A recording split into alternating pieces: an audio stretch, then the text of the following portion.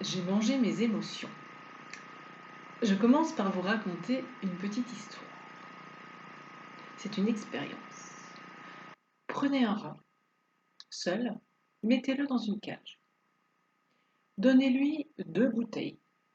La première avec de l'eau et la deuxième avec de l'eau mélangée à de la morphine. Le rat choisit quasiment toujours de boire l'eau avec la morphine. Presque toujours, il se tue. Prenez maintenant 16 à 20 mâles et femelles. Un véritable parc de jeux avec des roues d'exercice, des balles pour jouer, de la nourriture et un endroit pour s'accoupler. Ce qui est l'équivalent du paradis pour les rats.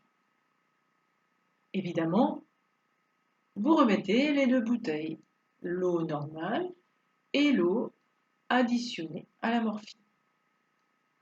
Eh bien, dans ce rat-parc, les rats n'aiment pas l'eau droguée. Ils ne la consomment presque jamais.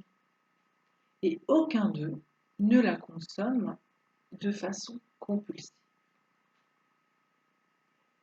À partir de cette étude, une série de théories posant l'hypothèse que l'environnement joue un rôle déterminant dans le développement de la dépendance à une substance toxique, en l'occurrence ici la morphine, ont été vérifiées sur 4 groupes de rats. Et donc, si la dépendance avait à voir avec la cage, et encore, si la dépendance était une adaptation à un environnement. Les êtres humains ont le besoin naturel et inné de se lier. Lorsque nous sommes heureux, lorsque nous sommes en bonne santé, nous nous lions et nous connectons avec autrui.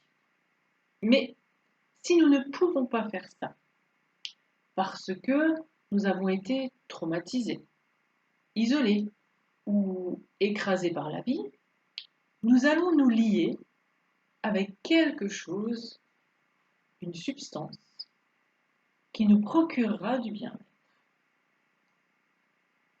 Alors interrogeons-nous, comment nous sentons-nous depuis fin 2019, depuis 2020? Quelles consommations ont augmenté dans nos vies depuis 3 ans? À l'époque du confinement, par exemple, j'avais entendu dire que les ventes d'alcool avaient augmenté fortement. Mais là, il n'est question que de quelques mois. Alors que ça fait 3 ans, même plus que 3 ans, que la peur est distillée au quotidien dans nos vies. Alors, on en fait quoi de nos peurs? Tu en fais quoi de tes peurs? J'ai observé que nous sommes nombreux à les manger. Oui, toutes les raisons sont bonnes. Pour se faire un apéro, allez, on ne sait jamais. On le mérite bien, ce réconfort du moment. Et puis, il faut profiter de la vie. En plus, maintenant que nous avons le loisir de circuler comme nous voulons, nous avons l'impression d'avoir acquis une nouvelle liberté. Et nous consommons plus. On s'arrête à la pâtisserie. Bah oui, enfermé chez soi, il n'y avait pas de tentation. On s'offre un petit-déj entre collègues. Après tout, on ne se voit plus forcément tous les jours avec le télétravail. On se fait un resto, on s'offre une glace, on craque pour la crêpe avec les enfants, etc. Mais que cache ce faut bien profiter de la vie? Qu'est-ce qui se cache derrière Ah, on n'a qu'une vie, profitons-en. Eh bien, c'est la peur. C'est la peur qui dirige nos comportements. Pourquoi vouloir profiter à ce point du présent, consommer à ce point le présent, si ce n'est par peur de l'avenir? J'ai peur de ne plus pouvoir m'offrir cette pâtisserie à l'avenir. Peut-être que j'en aurai plus les moyens. Peut-être devrais-je à nouveau rester enfermé chez moi. Peut-être deviendrai-je diabétique. Peut-être ai-je plein d'autres raisons d'avoir peur. Mais je mange aussi seule. Pas que pour l'esprit de convivialité. Bien sûr. Ouf, les enfants sont couchés. La journée est terminée. C'est le moment de décompresser. Et là, je décompresse en mangeant du chocolat peut-être, voire même les M&M's des enfants. Fatiguée nerveusement de ma journée, je rentre et je me fais un petit apéro pour décompresser.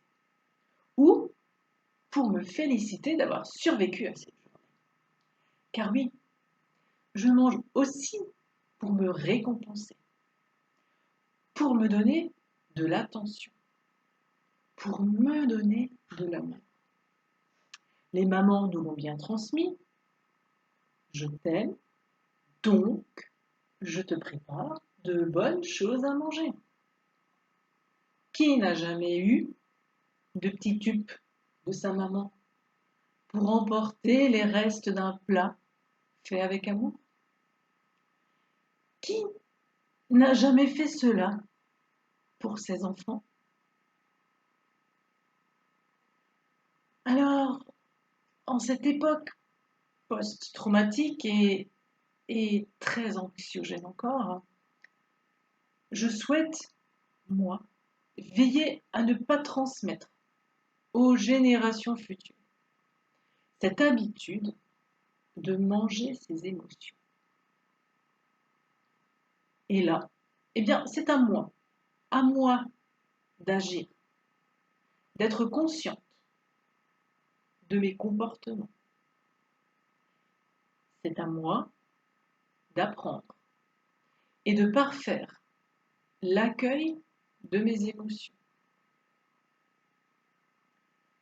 C'est à moi de me créer un corps de santé dans lequel je suis heureuse. C'est à moi d'apprendre à me donner l'attention autrement. C'est à moi d'apprendre à me donner de l'amour autrement.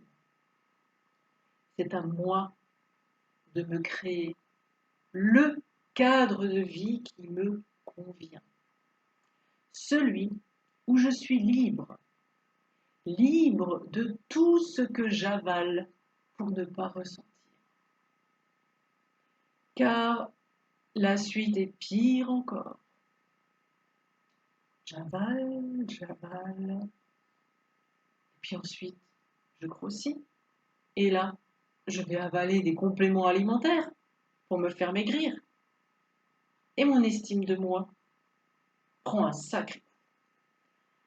Alors, voilà, il est temps de chaque jour se remettre en route vers soi-même, de se créer une vie de santé.